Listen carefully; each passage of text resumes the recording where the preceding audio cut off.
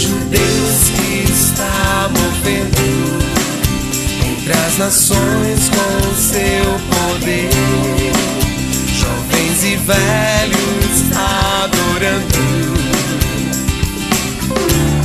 Os céus então se abrirão para Jesus Cristo, o Rei que vem.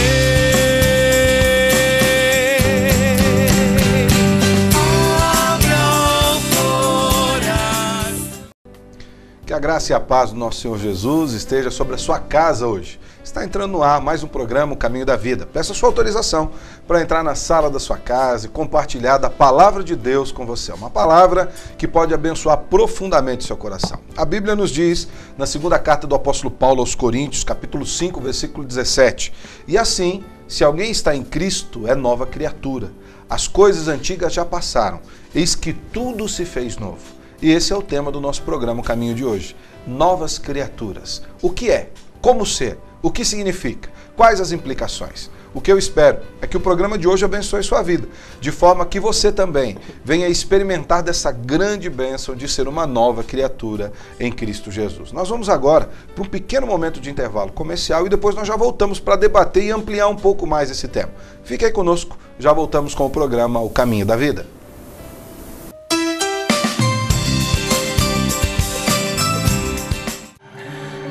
Olha, eu recebi essa entrada aqui para Olha, dia. Infelizmente o seu projeto não foi aprovado. Paz. Há quanto tempo você não sabe o que é isso? Disque Paz. Uma palavra amiga para todas as horas da vida. Estamos de volta aqui com o programa Caminho da Vida. Eu espero que o tema de hoje possa abençoar o seu coração. Nós vamos falar sobre o que é ser uma nova criatura. E a primeira pergunta que eu quero fazer é para o pastor Eliseu. Pastor Eliseu, o que significa o termo nova criatura? O que poderíamos dizer que é uma nova criatura? Depois o pastor Luiz Henrique expande um pouco mais a resposta. Ele trabalhou bem nisso, né, no texto, mas já colocar como introdução, a nova criatura não é uma recriação, não é você deixar de ser você para se tornar uma outra pessoa. É você transformado pela ação do Espírito Santo diante do conhecimento de Cristo Jesus como Salvador. Então, é a mesma pessoa, mas tendo uma nova realidade de vida. Não é isso, pastor? Quando a gente olha para a conversa de Jesus com Nicodemos, no Evangelho de João, no capítulo 3, a gente percebe que o próprio Jesus apresenta a questão como sendo duas naturezas diferentes. Existe a natureza terrena, existe a natureza espiritual. E Jesus fala para Nicodemos que a frase gira em torno do importa-vos nascer de novo, dando essa ideia de um novo nascimento para uma nova vida, um novo estilo de vida. Não é que você precisa morrer, ou como a pergunta que o próprio Nicodemos fez, porventura posso, sendo já velho, voltar ao ventre da minha mãe e nascer de novo? Não passa por isso. A ideia é, você tinha um foco na vida, você tinha um propósito na vida e um jeitão, vamos colocar assim, um jeitão de viver. E agora que você morre para esse jeito de viver, e aí você aprende que existe uma realidade espiritual que influencia a sua vida, e aí você resolve viver por essa realidade espiritual, então você se torna uma nova, aí entra... Seria um redirecionamento, pastor? Mais ou menos isso. No sentido de que o ser humano continua o mesmo, a estrutura continua o mesmo. A direção é que muda. A direção, ele caminhava de acordo com as suas percepções, de acordo com as inclinações do seu coração. Agora ele caminha de acordo com a vontade de Cristo. Ele recebeu uma nova ordenação na sua vida. E aí, nesse ponto, entra muito bem a palavra conversão, que no grego é o metanoia, que significa mudança de sentido. E mostra exatamente isso. A rota, a caminhada continua a mesma, mas a rota foi alterada. Sim. Então essa questão que o senhor falou de estrutura e direção, a estrutura realmente permanece a mesma, a vida permanece a mesma, mas o rumo que essa vida toma agora é outro. Então realmente a pessoa se torna uma nova criatura porque ela tem novos alvos, novo estilo de vida, novo propósito na sua vida, novas alegrias, nova escala de valores, novos relacionamentos, tudo isso muda. E aí ela se torna uma nova criatura. Daí aquela colocação que Jesus fez para Nicodemos lá em João 3, de nascer de novo. É como se fosse um novo nascimento no sentido realmente espiritual, porque ele tem uma nova direção para a sua vida, né? E o problema é que nós lidamos como Nicodemos com essas nossas realidades materiais, palpáveis.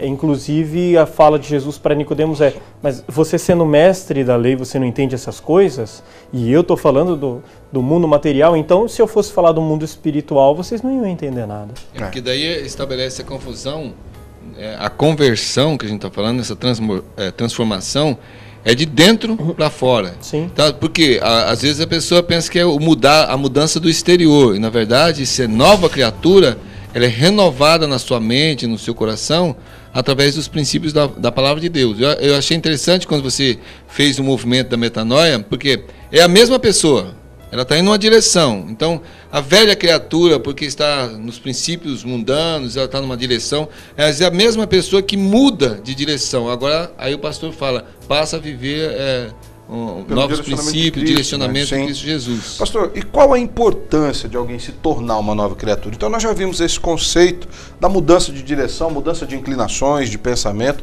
Qual a importância disso na vida de uma pessoa?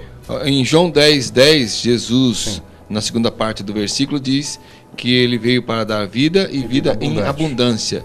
A importância de tornar-se nova criatura é a descoberta de uma perspectiva totalmente nova de ver a vida. É uma vida abundante, de prazer, de alegria, de felicidade. Por isso que eu fico às vezes preocupado quando a pessoa acha que a conversão tira a alegria da pessoa. A pessoa se torna alguém chato, fanático, e na verdade não é. Isso na verdade até por uma falsa percepção, até daqueles que se convertem, né? A gente percebe por causa da religião. Em alguns testemunhos, eu fazia isso, fazia aquilo, agora eu não posso fazer. Acabou tudo e tal. Então a importância que essa nova criatura mostra essa exuberância de Cristo Jesus.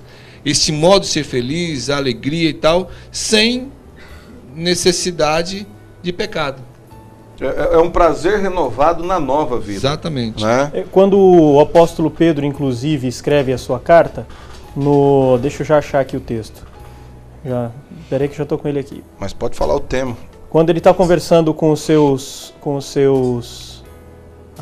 leitores, ele fala: estejam prontos para responder a razão da vossa fé. 1 Pedro capítulo, razão da vossa fé.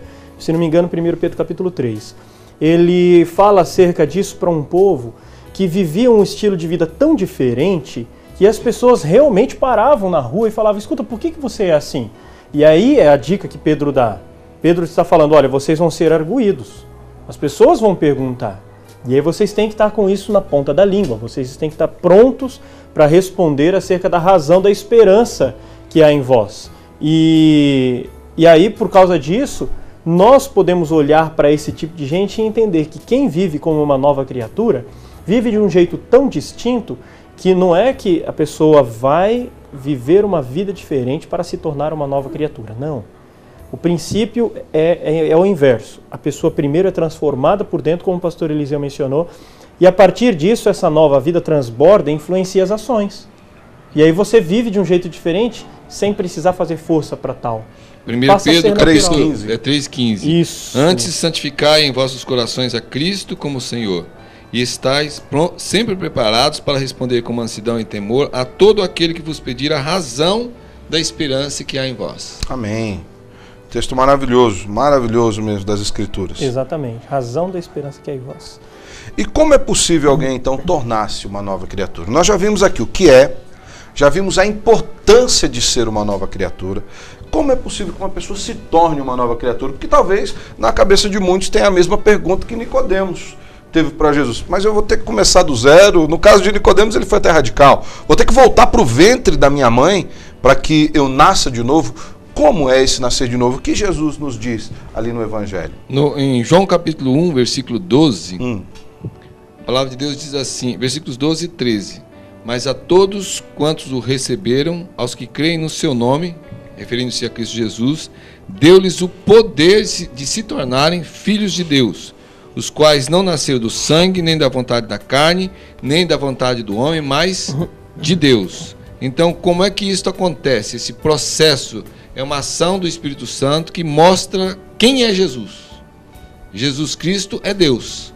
E como Deus, Ele é o Salvador. Então, como é que uma pessoa torna-se uma nova criatura? Recebendo a Jesus Cristo como seu verdadeiro Salvador. Aceitando essa nova verdade e reorganizando a vida por isso? Seria isso? Eu gosto de olhar para um fato, uma história, apesar de ser um texto que narra uma história, não é um texto que determina um ensinamento, um mandamento. Apesar de ser uma história, ele tem muito mandamento embutido por trás, tem muito ensinamento embutido por trás, que é o texto de Atos capítulo 16, quando Paulo e Silas estão presos, e aí eles estão cantando, louvando, e tremem as bases da prisão, e um terremoto muito grande abre todas as celas, soltam-se todas as cadeias, e o carcereiro entra assustado, acha que todos fugiram, vai se matar. Paulo e Silas gritam: não te faças nenhum mal, estamos aqui. E quando vê aquilo, pede uma luz, entra, percebe o que aconteceu e cai em si. Isso não pode ser humano, isso tem que ser divino. Então ele faz uma pergunta para eles: que farei, portanto, para ser salvo? E aí a resposta deles no versículo 31 de Atos 16 é: crê no Senhor Jesus e serás salvo tu e tua casa. Esse é o pré-requisito. Isso é que envolve o processo, o mecanismo de tornar-se uma nova criatura. É quando você abre mão de toda a fé que você teve até então. Eu creio que agir assim é correto, eu creio que eu devo viver assim, assim, assado, eu creio que esse caminho é o melhor. E então você coloca tudo isso de lado. E aí você passa a crer no Senhor Jesus. É boa essa expressão, porque não é crer que Jesus é o Filho de Deus que veio e morreu. Grande coisa. Tiago capítulo 2, versículo 19 fala: até os demônios creem. É crer em Jesus como Senhor da sua vida. Esse é o princípio para se tornar uma nova criatura. Que bênção. Nós vamos terminar então esse bloco e daqui a pouco nós voltamos com o programa Caminho da Vida. Eu espero que esteja sendo bênção para a sua vida, tá ok? Aguarde mais um minutinho, fique conosco aqui no programa O Caminho da Vida.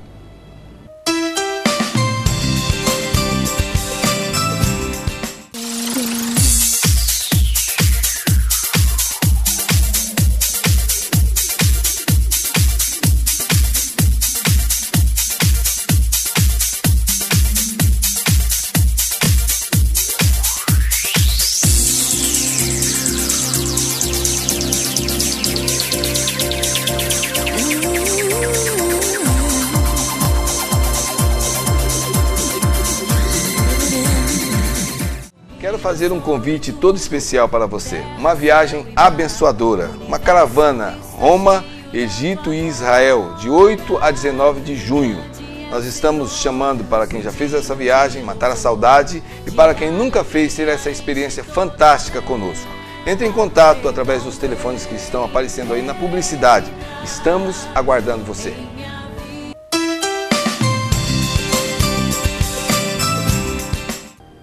Estamos de volta com o programa Caminho da Vida. Eu espero que esse programa esteja abençoando seu coração.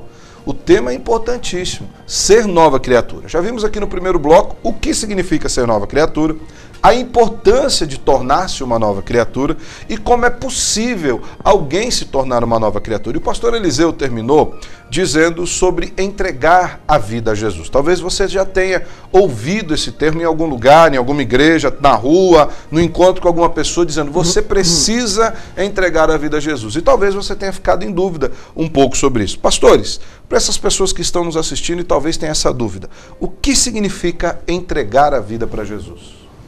Entrega significa que algo está sob seu poder e você vai passar para outro. É a ideia de abrir mão, é a ideia de você conduzir o seu jeito de viver. Você tem nas suas mãos o seu jeito de viver, o seu jeito de pensar, a sua fé, as suas crenças. E a partir do momento em que você toma consciência de quem é Jesus, de quem é o Senhor, do que Deus fez por você, você passa a entender que Ele te criou, que com a queda nós nos afastamos dele, que Ele mandou Jesus para morrer pelos seus pecados. Quando você entende isso, você abre a mão desse controle. Você tinha esse controle sobre as suas mãos. Você determinava o jeito que você queria viver. E você submete isso, portanto, a Deus e fala: Senhor, o que o Senhor quer que eu faça? É por isso que nós costumamos dizer que Jesus é Senhor. Significa Ele manda e a gente obedece. Isso é entrega. Em Mateus capítulo 8, há 3 tipos de pessoas que são apresentadas lá. A primeira, no versículo 6, um oficial romano que chega para Jesus porque tem um servo muito doente e diz: Senhor, meu servo está doente. Depois, no versículo 23, os discípulos estão no mar, o mar está com uma tempestade muito grande, Jesus está dormindo, eles vão acordar Jesus dizendo: Senhor, salva-nos. E mais para frente, quando chegam na outra margem, aparecem 2 endemoniados que chegam para ele dizendo: que temos nós contigo, Filho de Deus? Portanto, ali não é uma questão de crer que Jesus é o Filho de Deus ou não crer que Jesus é o Filho de Deus. Essa entrega significa, naquele momento ali de Mateus 8, é uma questão de ter se submetido às vontades dele na minha vida, ou não ter se submetido às vontades dele na minha vida. Esse é o senhorio verdadeiro de Cristo. Na oração de João 17, a grande ênfase de Jesus pelos seus discípulos, pela igreja depois, é que todos sejamos um com Ele. Versículo Então, 21 e 23. Nós não nos tornamos Deus, nós não nos tornamos parte de Deus, mas Ele habita em nós. Então, esse Senhor, ele exige uma entrega total. Em Mateus capítulo 16, versículos 24 e 25, essa palavra de Jesus é uma palavra de desafio. Mateus 16, 24 e 25, ele diz assim: se alguém quer vir após mim, negue-se a si mesmo, tome a sua cruz e siga-me. Pois quem quiser salvar a sua vida por amor de mim, perdê-la-á, mas quem perder a sua vida por amor de mim, achá-la-á. Então, voltando ao início da nossa conversa, quando a nova criatura é a mesma pessoa, mas que descobre uma nova perspectiva de vida, não é uma despersonalização, a pessoa não perde a sua personalidade. Pelo contrário, ele encontra essa personalidade em Cristo Jesus. Nesse contraste, há uma negação de si mesmo, não é uma morte do eu, mas no sentido de anulação. Este eu passa pela crucificação e aí nasce novamente, regenerado por Cristo Jesus, e aí então tem essa visão.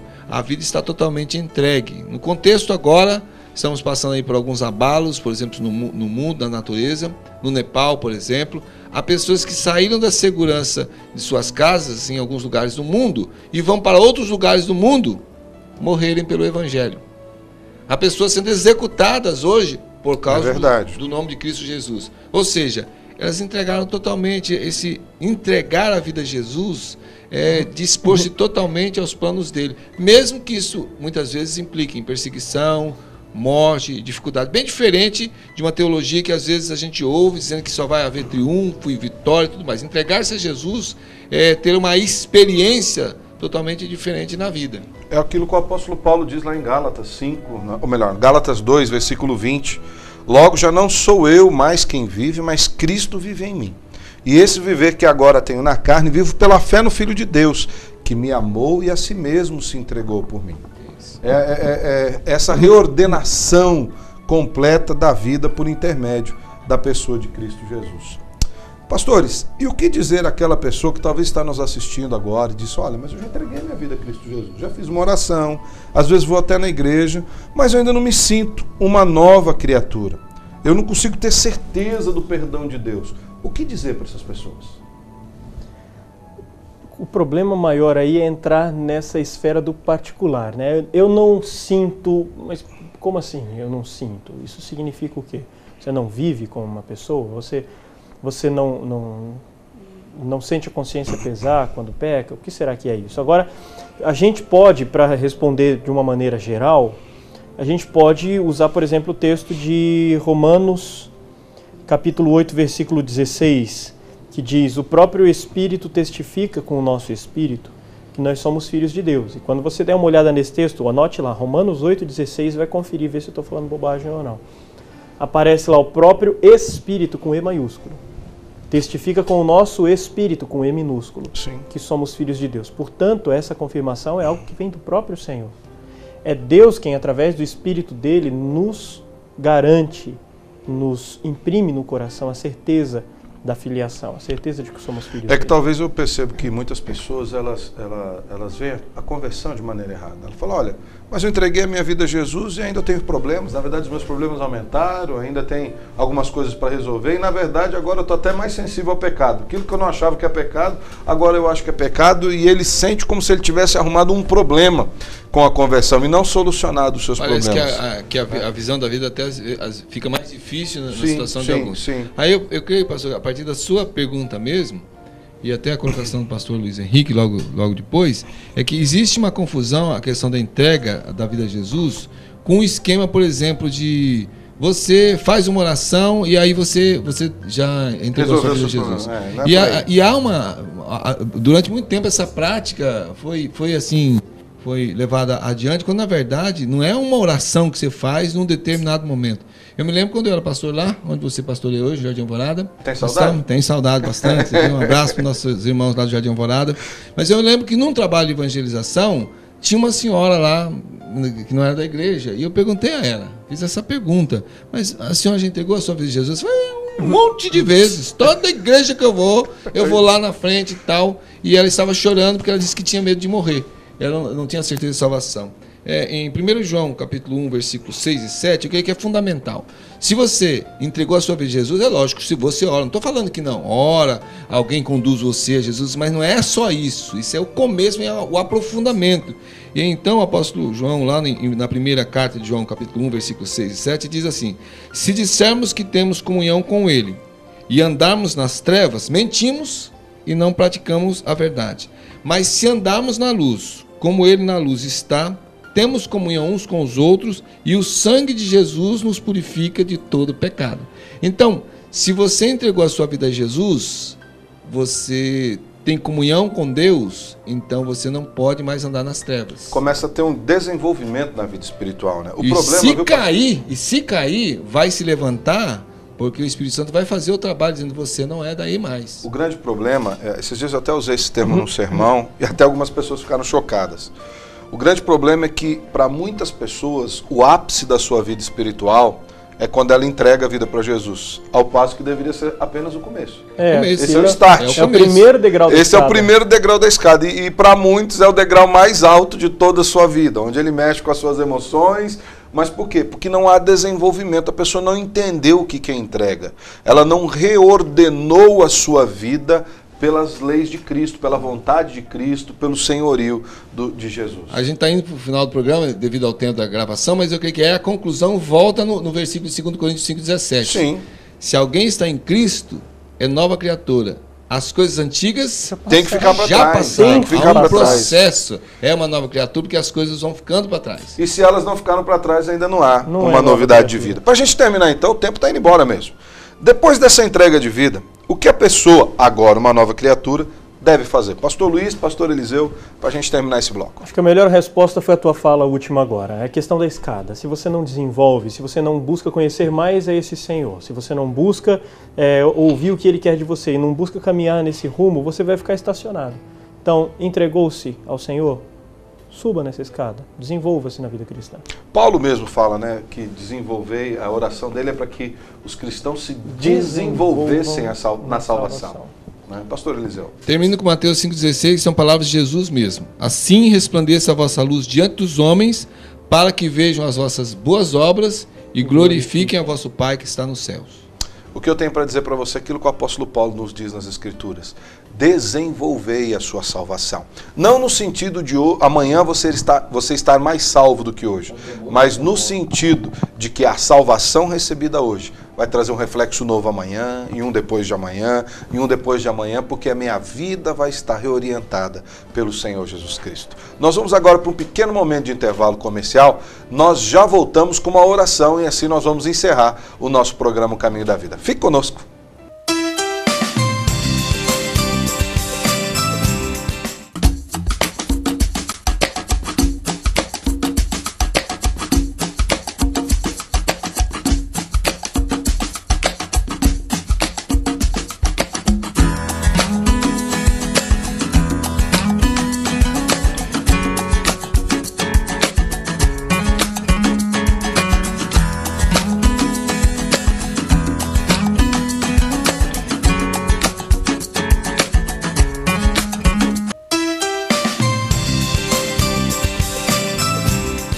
Estamos de volta com o programa Caminho da Vida. Que bom que você esteve conosco nesse tempo.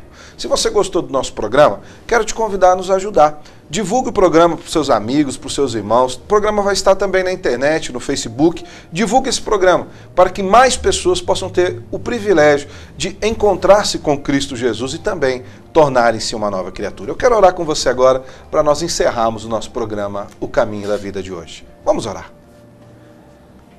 Amado Deus, eu quero te agradecer pela oportunidade que o Senhor nos dá de termos esse meio da televisão, da mídia, da internet, para poder falar da Tua palavra e do Teu Evangelho. O nosso desejo, Senhor, é que essa palavra encontre lugar nos corações que estão perdidos e precisando do Senhor. Que pessoas venham a encontrar-se com o Senhor Jesus hoje, que possam entregar a sua vida a Jesus hoje e tornarem-se uma nova criatura, terem a vida reordenada e reorientada pelo teu poder e a tua bondade. E que o Senhor alcance corações e abençoe vidas, ó Pai, através desse programa. É assim que nós lhe pedimos, é assim que nós oramos e já te agradecemos por tudo, em nome de Cristo Jesus. Amém, Amém, e amém. Que Deus abençoe sua vida. Até o próximo programa, O Caminho da Vida. Fique sempre conosco.